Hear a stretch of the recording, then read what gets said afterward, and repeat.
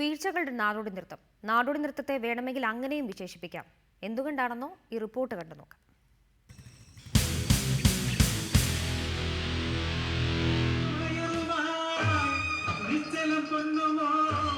ശരിയല്ലേ?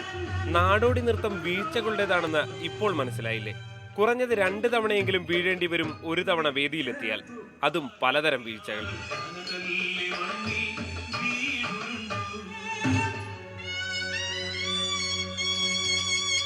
ഓ, ആകെ സംശയം. എങ്ങനെയാ വീഴുന്നത്? എങ്ങനെയാന്ന് ചോദിച്ചാ